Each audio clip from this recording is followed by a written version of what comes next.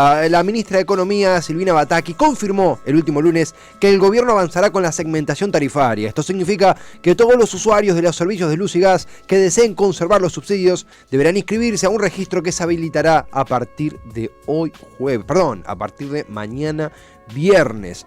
En ese sentido, de la segmentación, de cuál es el rol de la energía y la disputa política por ella dentro del gobierno del Frente de Todos y mucho más, queremos conversar con alguien que ya ha estado con nosotros, es secretario general, de la Asociación del Personal Jerárquico del Gas. Ya está preparado para la entrevista. ¿Qué tal, Rubén Ruiz? Acá Esteban de Cítrica Radio. Buenas tardes, ¿cómo estás? ¿Qué tal? ¿Cómo le va? Muy bien, muy bien. Me han comentado que te has preparado un jugo de naranja para la nota, ¿puede ser? Sí, estaba con eso justo. Está muy bien, buenas vitaminas. Rubén, gracias por atendernos, siempre es un gusto. Para hablar de temas no tan placenteros a veces como un buen jugo de naranja, como es la crisis energética y demás. En ese sentido, ¿qué rol, qué óptica, qué visión, mejor dicho, tenés desde la asociación de la segmentación tarifaria, del rol de Batakis y la economía en general en ello? ¿Tenés buena expectativa o no tanto sobre este nuevo proyecto? Mirá, yo creo que una de las debilidades que tenemos en este momento es que en este caso de la cuestión tarifaria, sí, es que los millones de usuarios no estamos jugando ningún papel. Total, sí. Inclusive los trabajadores de la industria del gas, de la luz, del agua, como usuarios, no solo como trabajadores. Ajá. Eso creo que es una gran debilidad porque siempre se discute partiendo de un piso que para mí es falso. Esto es lo mismo que cuando se discuten los aumentos tarifarios. Uh-huh.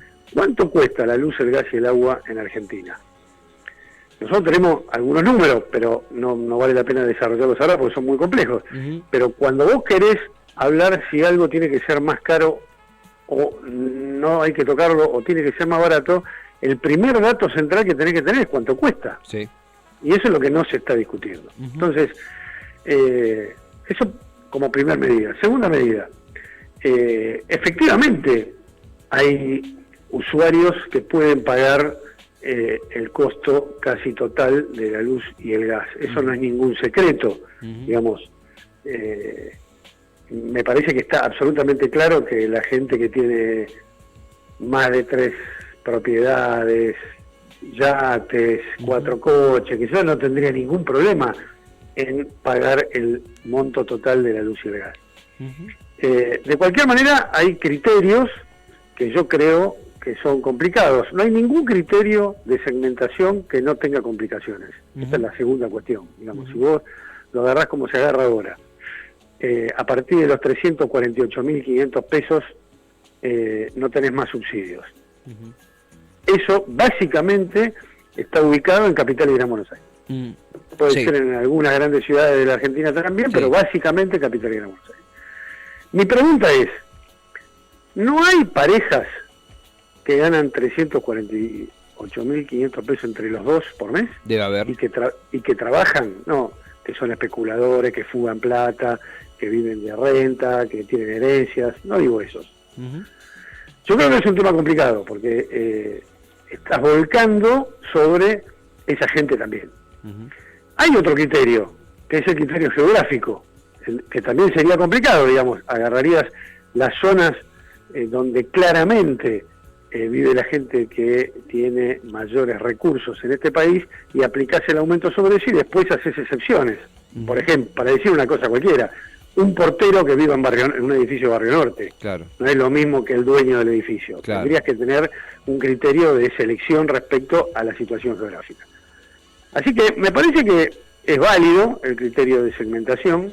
Creo que todos los sistemas son imperfectos, pero creo que seguimos adoleciendo de no saber, sí sabemos, de no poner en la mesa de discusión cuánto cuesta la generación de luz y la producción, transporte y distribución de gas en este país. Y ese es lo más débil que tiene esta situación, porque además estoy convencido de que alguno lo va a judicializar. Totalmente. A veces eso se nos pasa por alto, la judicialización posterior que tiene estos procesos en nuestro país. Rubén, y consultarte eso porque, por un lado, lo formulo como pregunta porque realmente no tengo la experiencia para poder afirmarlo, pero hay una cuestión técnico-burocrática que requiere estudiar, conocimiento, formación, por supuesto, y también está, lo dicen los propios oficialistas, la interna, la cual Guzmán medio que denunció abiertamente respecto a la Secretaría de Energía, Basualdo, Bernal, Martínez, y el lado más, si se quiere, albertista o de centro, como querramos, del gobierno, que no logra ponerse de acuerdo. Bataki supuestamente lograría una PAX en esto o no, y siento que eso me da la sensación que burocratiza un poco la situación, aún más de lo complejo que ella es, y aleja un poco el debate de lo popular, de los de a pie. De nuevo, no sé si la solución es una audiencia, no sé cuánto puedo aplicarlo, pero ¿sentís que hay una falla? Un poco, siento que lo mencionabas, pero lo formulo como pregunta, una falla en ese acceso equitativo, popular a este debate tan importante que repercute sobre todos. ¿Cómo ves eso? Sí, me parece que hay un problema político y es más nuestro de los millones, me refiero cuando digo nuestros, independientemente de lo que piense cada uno, que de los que tienen el manejo político de la situación. Digamos, ¿por qué alguien que está estudiando los números estadísticos en una oficina del Estado tendría todos los elementos para decidir tal o cual medida sin tener presente la infinidad de situaciones parciales que existen en la vida cotidiana? Claro. Entonces, no se trata de si los albertistas, kirchneristas, Secretaría de Energía, Ministro de Economía, yo te diría más, Bataki dijo cosas mucho peores que Guzmán. Pero podemos hablar de que si es necesario o no es necesario, lo que quieras. Pero es una pelea un poco ridícula. O sea, alguien que viene después y dice cosas iguales o peores que el que estaba antes, y el que estaba antes había que echarlo, es una situación un poquito contradictoria. Sí. Y además de reafirmar todo el rumbo que tenía Guzmán. Porque eso es lo que dijo. Sí, eso sí. Bueno, entonces, ¿de qué estamos discutiendo? No se termina de entender cuál es la discusión. Y creo que no se termina de entender por la falta de protagonismo popular. Y cuando hablo de protagonismo popular, no digo solamente de las organizaciones de usuarios, porque eso es otro grado de organización un poco más específica. Estoy hablando de los millones de argentinos que recibimos la factura de luz y gas a fin de mes. No estamos diciendo nada. Entonces, por ejemplo, ¿el subsidio no es salario diferido? Sí. Bueno, para mí sí, es salario diferido. Otra cosa es que sea justo o injusto, se pueda pagar o no se pueda pagar. Si es salario diferido, yo prefiero que me lo paguen. Dejá que pagame lo que me tenés que pagar y después veremos cómo afronto los gastos que tengo que afrontar. Porque esto también fue una cuestión que se discutió en el primer kirchnerismo, que era que el subsidio era salario diferido, y la verdad se notaba bastante en la vida cotidiana. Ahora, después eso se fue exacerbando, digamos, y perdió el sentido, y quizás no hubo las rectificaciones correspondientes con los años. Pero si es un salario diferido, bueno, no discutamos más, pagámelo en el salario. Sí, hay un abismo. Vos mencionaste esto, me acuerdo incluso del debate del primer kirchnerismo, que había incluso spots sobre la concientización del subsidio, y esto de salario diferido en términos económicos son cuestiones que, sin estar vinculadas a lo que nos pagan por mes por nuestro trabajo, compensan un poco que vamos a acceder a cosas, a insumos, por lo que no ponemos de más en esa energía que cubre el subsidio, ¿verdad? Efectivamente. Ahora, ¿eso está bien? Y bueno, mirá, desde el punto de vista de la economía formal, eso está mal.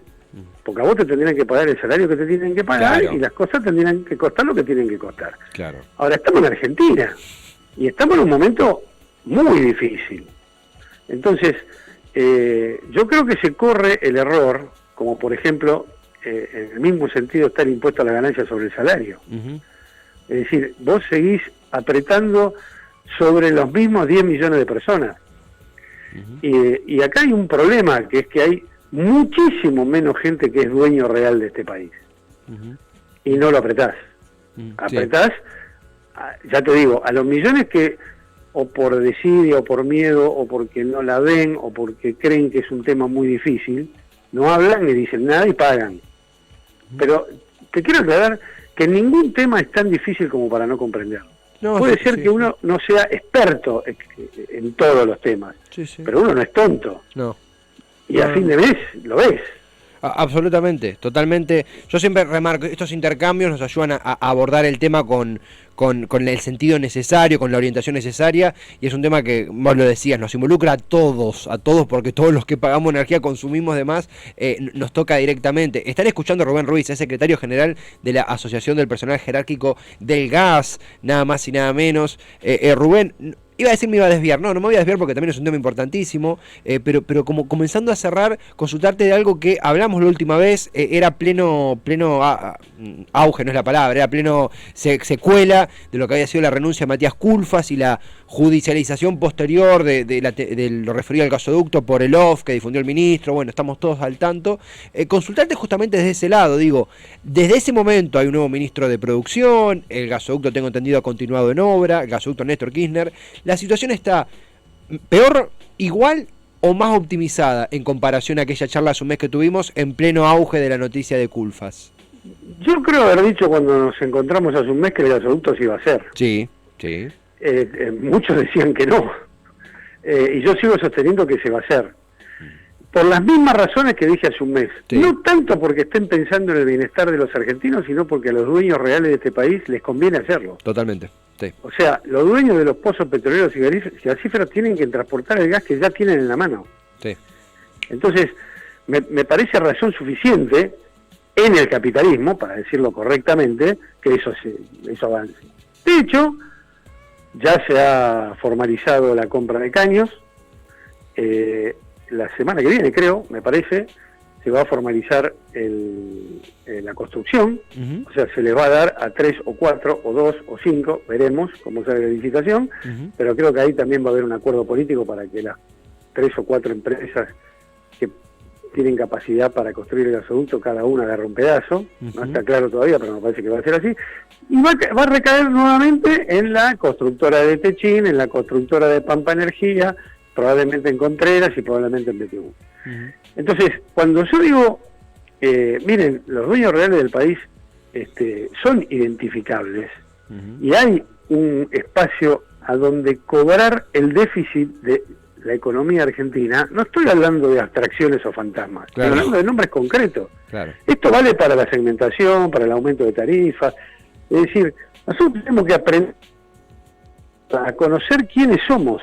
Después, la correlación de fuerzas determinará si somos más capaces de tener un país más justo o no. Ese es otro problema. Pero nosotros tenemos que conocernos. Y no es tan difícil conocernos. Sí, esto no es, Estados Unidos, que a lo mejor es decenas de miles de dueños reales, porque después se termine sintetizando en 4 o 5. Pero acá no tenés tantos. Entonces tenés que ser sincero con vos mismo, saber qué sos, qué estructura tenés, cuál es tu potencial como pueblo para poder decir, che, no se lleven todo esto, uh-huh. Dejen un pedazo acá. A ver, para decirlo de alguna manera, Chile, que tuvo gobiernos de derecha, de ultraderecha y de centroizquierda, si vos querés, uh-huh. Tiene una obligación para el que invierte en ese país, el 30 o el 33% de las utilidades quedan indefectiblemente adentro de Chile, no se la puede llevar nadie, uh-huh. Y nadie se asombra por eso. Uh-huh. Sí, y si vos llegás a decir acá que una parte de las utilidades de las empresas más grandes se tienen que quedar, estás atentando contra la libertad, que esto, que lo otro. No es verdad. Uh-huh. No es cierto. Eso pasa en todos los lugares del mundo. Parte de lo que ganan lo reinvierten en donde están. Entonces, a mí me parece que estas discusiones que parecen tan locas, porque estamos súper abundados en los medios masivos y en los no tan masivos, de ideas como que no se puede tocar nada, que siempre estamos yendo para atrás, que somos todos vagos, que, bueno, para mí es mentirosa esa visión. Uh-huh. Yo creo que nosotros tenemos que poner una visión real, y tenemos un montón de problemas dentro del campo popular. No es que somos todos los buenos que estamos de un lado, no, de este lado también tenemos malos. Uh-huh. Y tenemos que aceptarlo, y tenemos que descifrarlo, sí. Y tenemos que ir un camino más correcto. Ahora, esto que pasó con el gasoducto Néstor Kirchner era ridículo desde el primer momento. No hubo ninguna denuncia de... Lo referido a lo de Culfas, claro.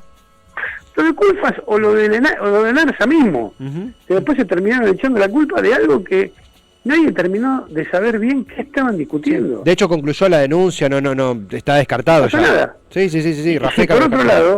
y por otro lado, nombrame vos, lamentablemente lo digo, pero nombrame vos a otra empresa que no fuera Techini que podría proveer caño. No hay.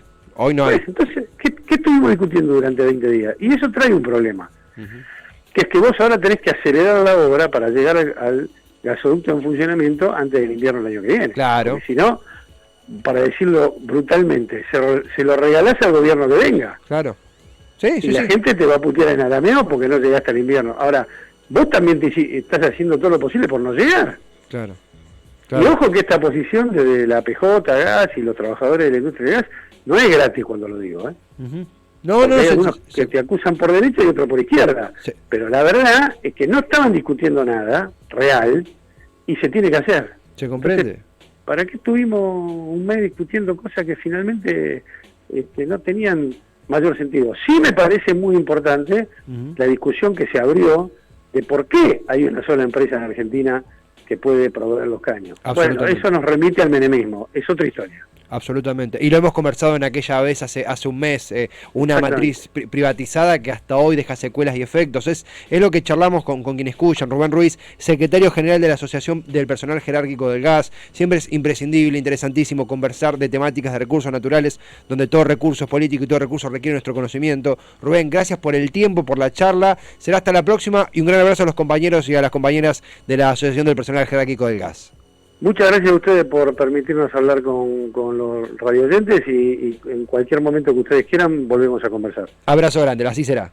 Chao, un abrazo. Otro para vos, para Rubén Ruiz, secretario general de la Asociación del Personal Jerárquico del Gas. Info de primera mano, de ahí horizontal, con lo que está ocurriendo con nuestros recursos naturales. Imprescindible y muy claro, con conocimiento muy claro, como explica, habla y nos ayuda a reflexionar y abordar este tema. Rubén,